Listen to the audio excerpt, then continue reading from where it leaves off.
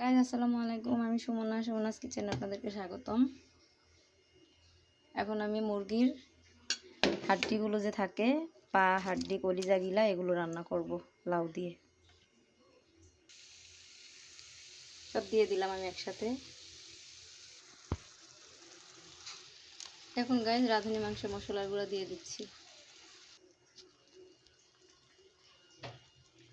Guys এখানে আমি মুরগির এই যে কলিজা, গিলা, পা না, কলিজা, গিলা, তারপরে মাথা, গলার হাড্ডি, এসব পাখনা বলে মুরগির, এগুলো রান্না করছি একটু লাউ দিয়ে। সব একসাথে আমি বসিয়ে দিয়েছি এখানে। মুরগির মাংসের মশলা, রাঁধুনি, আদা রসুন জিরা বাটা, তারপরে হলুদের গুঁড়া, ধনিয়ার গুঁড়া, মরিচের গুঁড়া, সব কিছু দিয়ে একসাথে বসিয়ে দিয়েছি।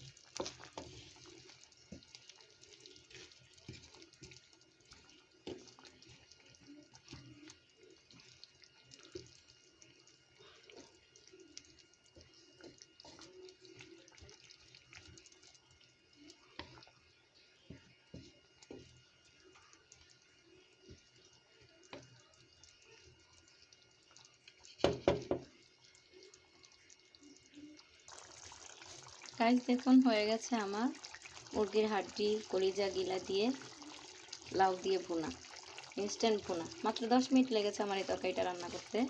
সব একবারে মাখিয়ে টাখিয়ে বসিয়ে দিলে আপনার রান্নার সময়ও বাঁচে, গ্যাসও কম খরচ হয়। ধনিয়া পাতা দিয়ে দিলাম, হয়ে গেল। আল্লাহ হাফেজ।